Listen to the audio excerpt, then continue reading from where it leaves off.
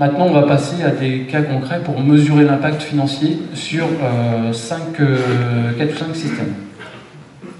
Alors, premier cas, GAEC à 3 associés, système bovin-lait plus culture, donc 160 hectares, 110 vaches laitières avec une production d'1 million de litres de lait et 50 hectares de surface de culture de vente. Les conséquences financières pour cette exploitation, elles s'élèvent à 11 580 €, soit, si on les ramène au litre de lait, à près de 12 € du 1000 litres, ou si on la ramène à la tonne commercialisée, 36 € de la tonne. Donc c'est une perte qui est pas négligeable, mais qui est quand même limitée dans cette situation-là par rapport au fait qu'on a pris en compte la transparence GAEC. Donc le paiement redistributif, les 52 premiers hectares ont été multipliés par 3. L'aide à la vache laitière a été multipliée par 3 au niveau du plafond. Donc ça aide à limiter la baisse. Et puis cette exploitation aussi partait d'un niveau de DPU de 388 €. Donc forcément quand on parle d'un niveau de DPU élevé par rapport à la moyenne, la baisse est quand même plus importante. Ce niveau de DPU qui est fort aussi, on permet aussi de limiter la perte sur le verdissement, comme on vous a expliqué avec les éléments de convergence tout à l'heure. Donc, on a une exploitation qui percevait à peu près 63 000 € d'aide sur l'année 2012.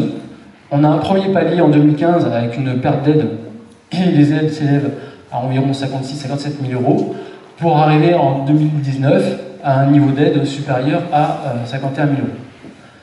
Alors, le montant, c'est bien, mais surtout, ce qu'il faut voir, c'est l'impact sur la marge de manœuvre. La marge de manœuvre, c'est quoi? Je vous le rappelle, c'est l'EBE, moins les charges de remboursement, moins les prélèvements privés.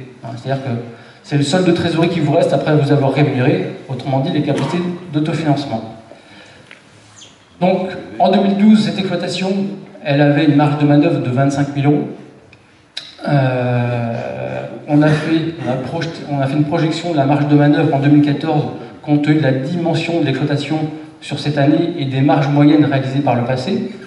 Donc là, on a une légère baisse de la marge de manœuvre. Et puis après, on a fait évoluer la marge de manœuvre avec l'impact de la PAC sur 2015 à 2019. Donc là, on avait une exploitation qui avait un niveau de marge de manœuvre plutôt confortable et qui se réduit pour se situer à peu près à 12 000 à 13 000 €. Donc, vu la taille de l'exploitation, c'est un niveau de marge de manœuvre qui est un peu plus limité, qui va limiter forcément sa capacité à investir demain. Donc là aussi, il y aura à travailler sur les leviers à actionner pour retrouver un niveau de marge de manœuvre qui était plutôt confortable sur l'année 2012. Et vous avez également un scénario positif et un scénario négatif. Donc scénario positif par rapport à une conjoncture favorable et un scénario négatif avec une conjoncture défavorable. Donc là, l'intérêt, c'est notamment dans le cadre d'un scénario défavorable, c'est de voir combien il va nous manquer si on a un scénario défavorable et de voir si la situation de trésorerie permet de faire face à ce déséquilibre financier. Et l'idée, c'est de voir aussi, quand on a des bonnes années, de mettre de l'argent de côté pour se prémunir des années les moins bonnes.